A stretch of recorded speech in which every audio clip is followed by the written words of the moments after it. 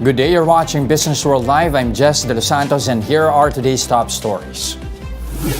Amid tight supply, the country's entire sugar production for crop year 2022 to 2023 will be allocated for domestic consumption.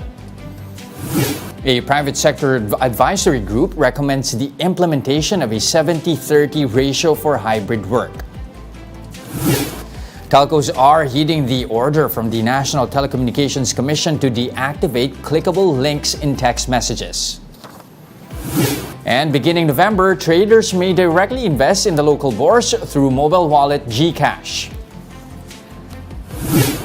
Let's begin our broadcast with President Bongbong Marcos ordering the country's entire sugar output for the current crop year to be allocated for domestic use. Under Sugar Order Number 1, all sugar production will be classified as B, meaning it is designated as a local sugar supply. The order was signed by President Marcos, who sits concurrently as chairperson of the Sugar Regulatory Board and Secretary of the Agriculture Department. Four other members of the board also signed the order. The crop year began last September 1st and ends on August 31st, 2023.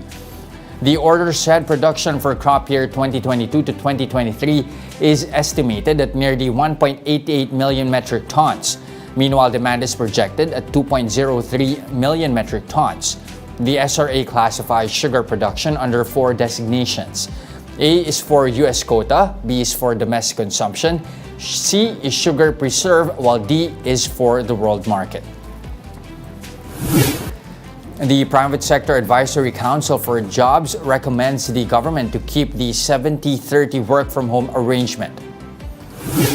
To boost the economy, Council lead Joey Concepcion admits that he is in favor of requiring 100% of workers to report on site. However, Concepcion also acknowledges that there could be certain exemptions, especially for those who need to work remotely. OCTA Research fellow Ranjit Rai also expressed his support for the proposal, but he says work arrangements would still depend on the industry.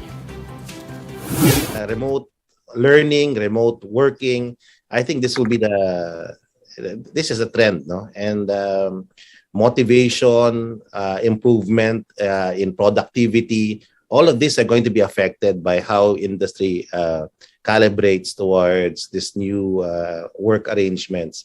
I think for certain industries, it will come in quickly, but for manufacturing, for production, I think there will be a compromise. And I leave that percentage, no, to the experts. No? Another suggestion from the same group is that why don't we make the companies decide for themselves what they want?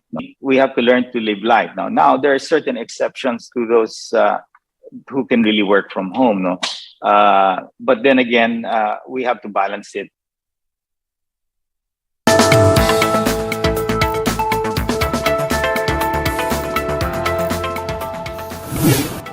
WFH or RTO, is it high time to head on out of our homes to go to work, or are we better left doing work from home? Our guest is making a push for a return to offices but acknowledges that a hybrid setup might just be the way to go. Joining us is Joey Concepcion, Go Negosyo founder.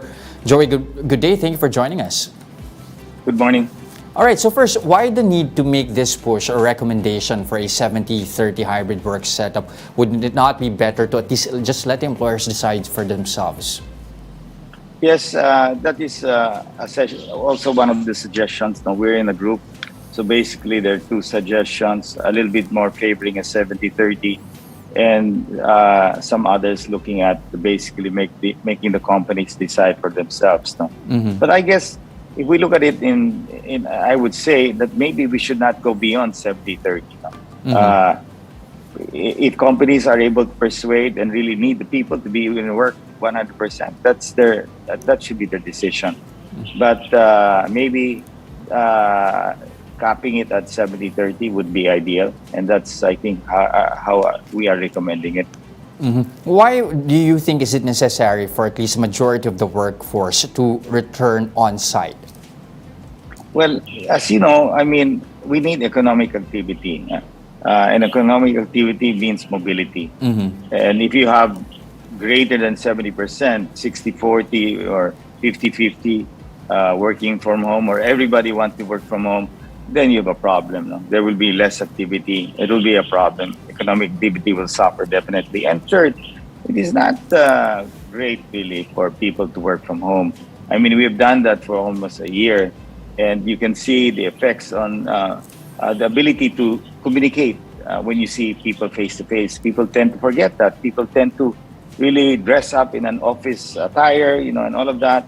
Of course, you have the children at home, so the 100% attention is not there, and you really want to form a team. It's very hard to form a solid, united team if what do you call this?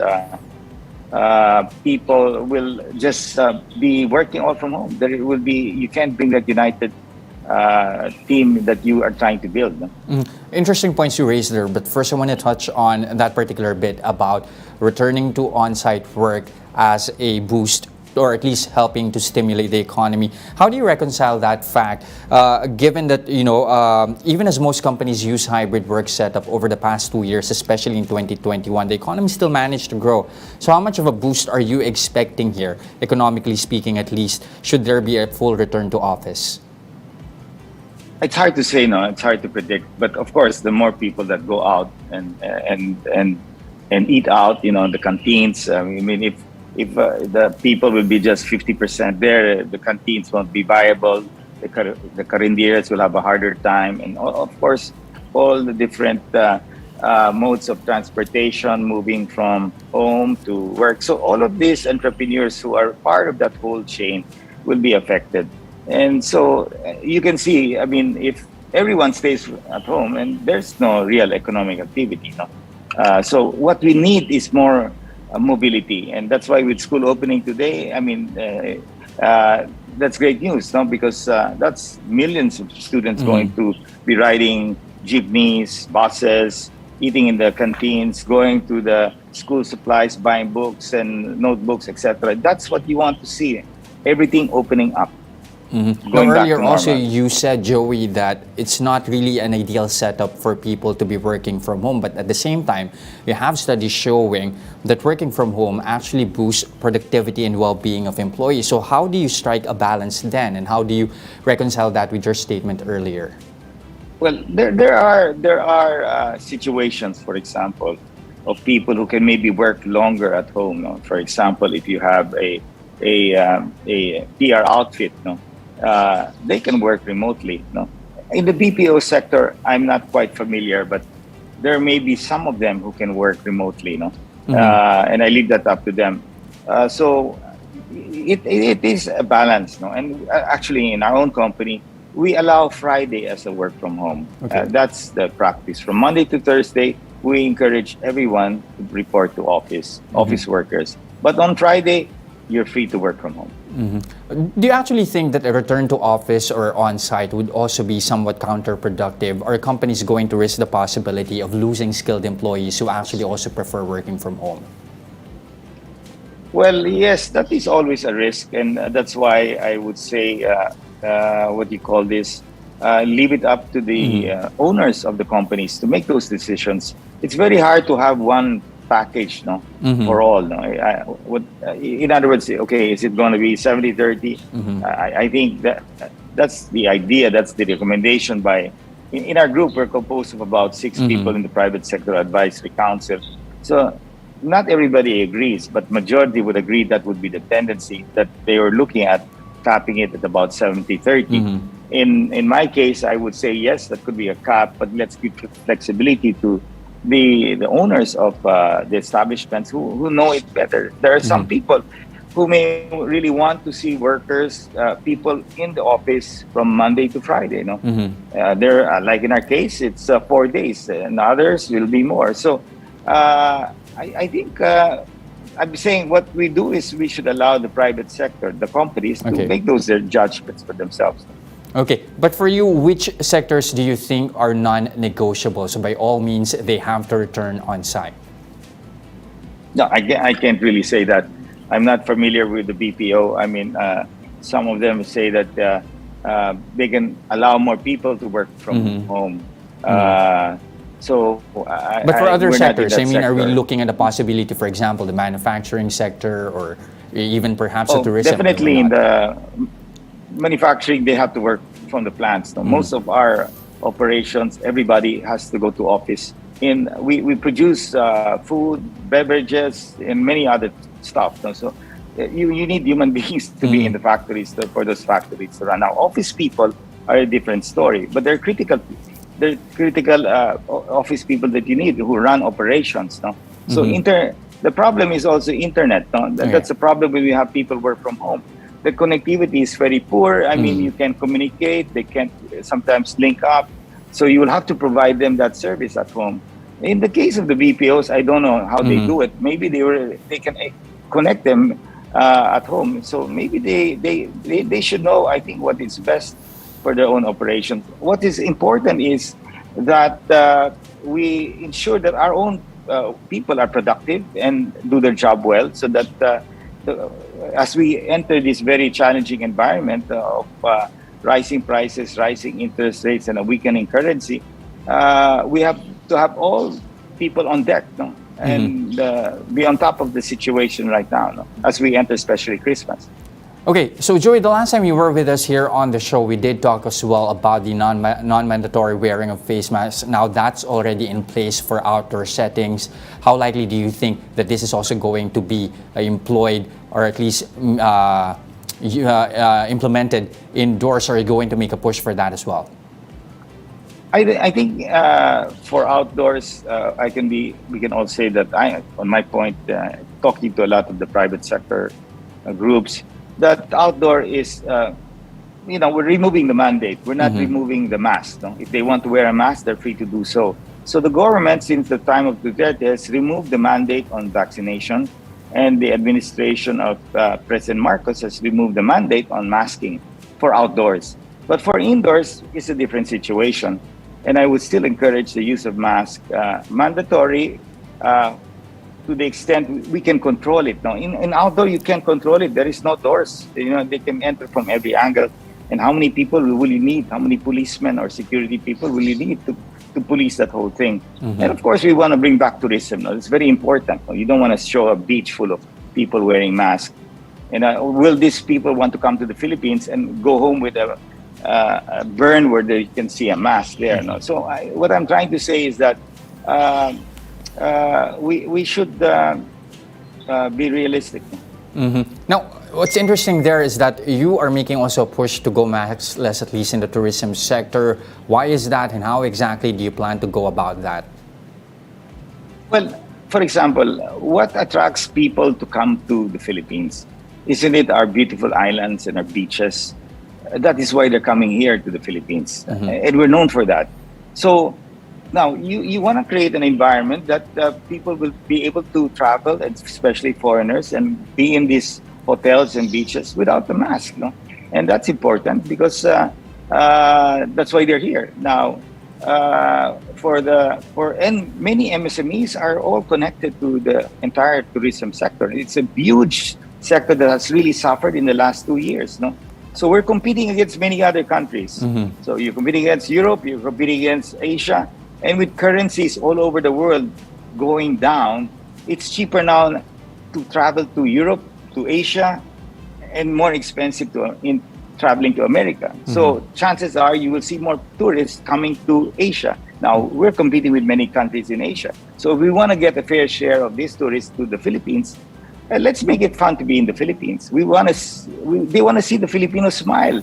With a mask, you will not see the Filipino smile. And you look like a hospital in the beach, no, or in the islands. And the level of risk there is so low. And these people can't come here if they're not fully vaccinated. Many restrictions are there in place already with the airlines and with different countries. No? So relaxing, we are removing the mandate, but we're not removing the mask. And that has to be very clear. No? People who are high risk, please continue to use the mask. No? But people who are low risk, who are fully vaccinated, can take that risk. So at this point in time, I think what I'm trying to say is let's move on. Let's not be too scared anymore. Yes, COVID is here, but we have our vaccines. Of course, those who don't take the vaccines, they're taking the risk. But we cannot be held accountable for their negligence or their overconfidence on the health issues. And so, I mean, as a parent, I mean, you can only do so much with your children, right? But if they're stubborn, what can you do? Okay, but with all these restrictions being eased, do we actually have enough safeguards in place? Has immunization improved? Has booster take-up reached its targets? Definitely, the primary doses, the first and second dose, we have done well. We're in the high 70s, close to 80s. It's in the boosters that we're way below 20%. Will we achieve 50%? I don't think we're going to achieve 50% this year. That's a long shot. Why? Because Filipinos see that Omicron is already like a flu. Yes, it is highly infectious, but many people see it as mild. Yes, there are people getting hit, some people dying, especially those seniors. But the hospital care utilization rate is still very low. It's in the 30s. So that's an acceptable number. So yes, infections will go high, and we just have to manage. Now, we attend events, we attend parties. There are new protocols. Let's say the party host will always want the guests to be antigen. So there are ways people are learning how to live and be able to socialize safely. But of course, there will always be this exception that people will get infected. But what can we do? But what's important that they hopefully get boosted, no? But if they don't want to get boosted, Secretary Maynard Guevara during Duterte's time said it is illegal to mandate people to get vaccinated, which may be right. No? So we're not mandating people to get vaccinated, and the campaigns go on. You can see all the vaccination centers, you can see the ads of DOH and even our Isa Pa ad, but yet people are just maybe all confident that they're fine. So we can't people to take the flu shot, right? So COVID is eventually turning into like a flu. Maybe it's slightly more aggressive than a flu. Okay. But let's let them. They've lived with this virus already for 2 years, so let it go. Okay, there's still value, of course, in getting vaccinated, but at the same time, as restrictions ease, Filipinos should at least manage those risks. Thank you very much again. Go Negosyo founder Joey Concepcion. Thank you. Now let's pause for a quick break, but coming right up after that. The Transportation Department defends the 6-year closure of a major road in Pasig for the Metro Manila Subway project. More of that and other stories when Business World Live returns. Stay with us.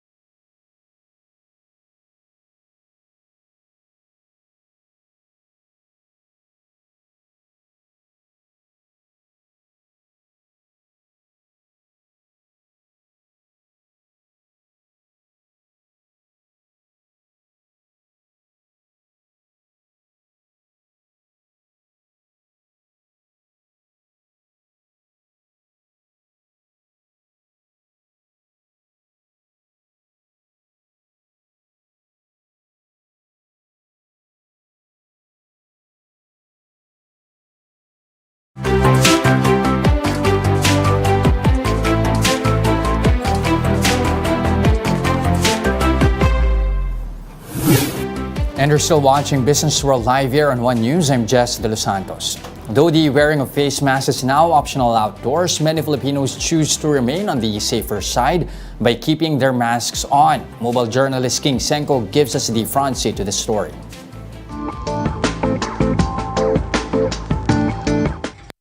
In the bustling streets of Divisoria, one cannot help but notice that most people are still wearing their face mask. Despite President Ferdinand Marcos Jr. relaxing the face mask policy outdoors, some say they are not ready to leave their homes without any sort of protection against the COVID-19 virus. Sa akin po kasi, based lang sa opinion ko, disagree ako kasi simulang nagkaroon ng pandemic, ito kasing face mask, kasama na siya sa personal hygiene ng isang tao. Sa akin lang naman, opinion ko lang. So ayun, kasi hindi lang naman COVID yung virus na na-expose natin sa public place eh. Others have chosen to keep their masks handy so that they are prepared to enter indoor establishments and ride any mode of public transportation. For Dr. Edsel Salvania, it is about time for the government to relax its face mask policy. But the question is, when will the public be allowed to enter indoor areas without face masks? Naman natin na that's removing one more layer of protection every time we remove these things. So ang time frame dyan is actually, ang sasabihin ko sa inyo, tingnan muna natin kung ano yung magiging epekto nitong pagtanggal natin sa outdoor spaces.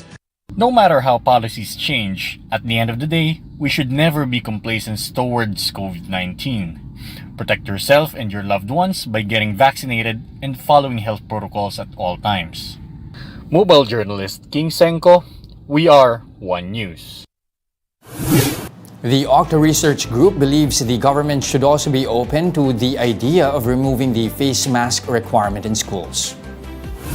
Citing a study conducted by CNN medical analyst Dr. Lino Wen, OCTA fellow Father Nick Ostriaco said that the wearing of a face mask has affected the social development of children, including their language development, social interaction, and extracurricular activities.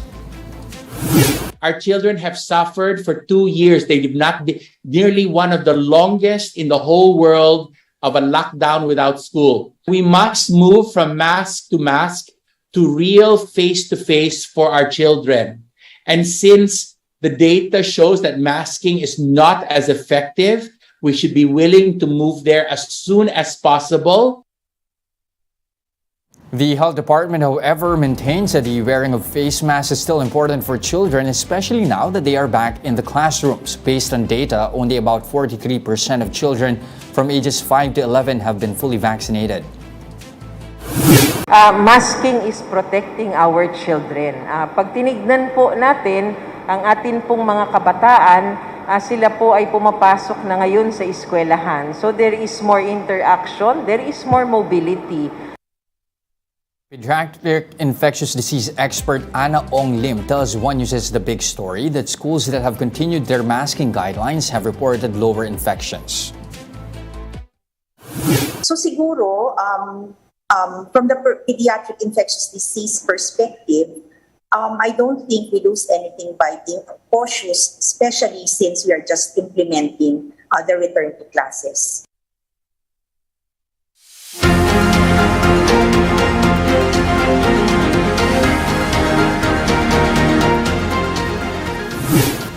The Department of Transportation explains the need for a 6-year road closure in Pasig for the Metro Manila Subway project.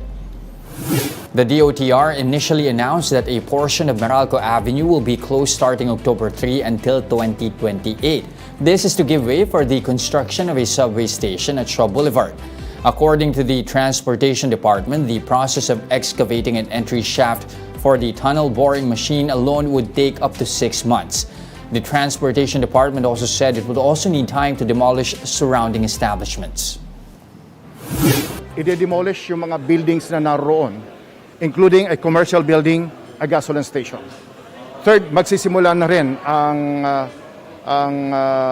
relocation ng utilities, power, water in that area.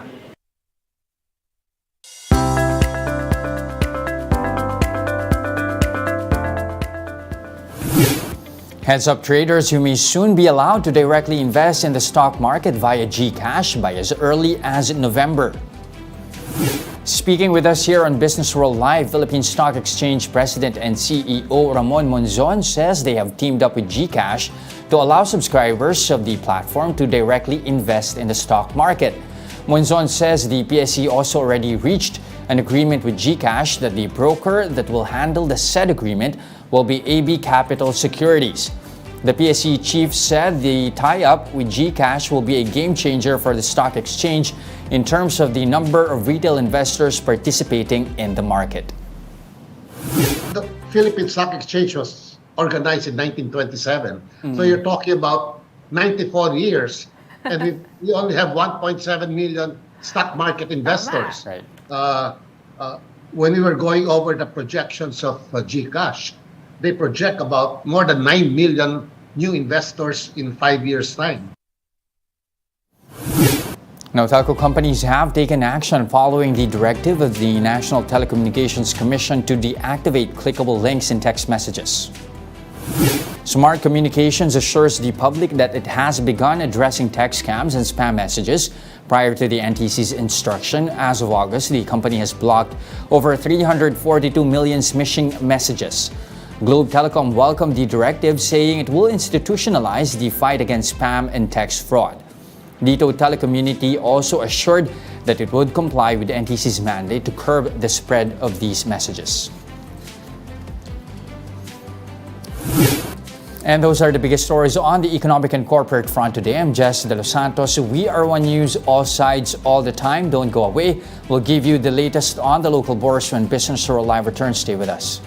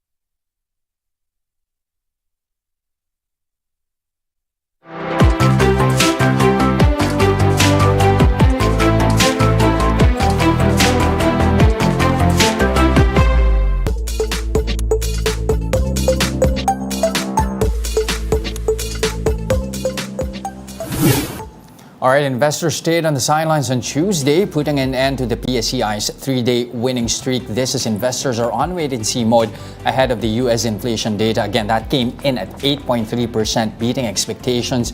Broad-based sell-off on Wall Street, which saw its worst day in 2 years. Let's see if we're mirroring those losses. Taking a look at how the index, the main index, is doing this morning. As you can see here, starting the day in a not-so-good territory here, down by 1 9/10% to 6,576.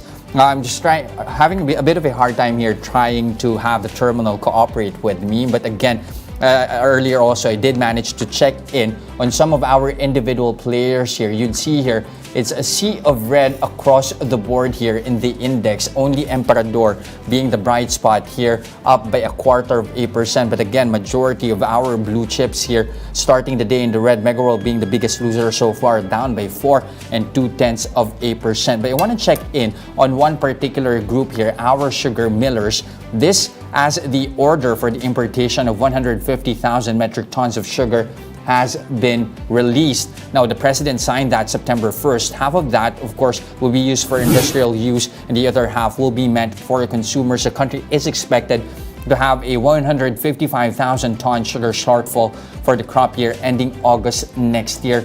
Let's refresh this chart a bit here. You'd see here at least Central Azucarera de Tarlac here, at least no movement here so far, both for Central Azucarera de Tarlac, even Rojas, and Victoria Milling Corporation. Lastly, let's have a quick check here on Metro Pacific. For some IPO news here, Reuters, citing sources, said that Metro Pacific Tollways is already mulling to go public. The plan, they said, is to raise $500 million. The Reuters report quotes President Rodrigo Franco saying that proceeds will be used for expansion at home and other markets in Southeast Asia. Timeline is either late 2023 or 2024. Let's check how that is affecting the movement of Metro Pacific, which so far is starting the day in the red, along with the rest of the main index here at 3 pesos and 76 centavos apiece.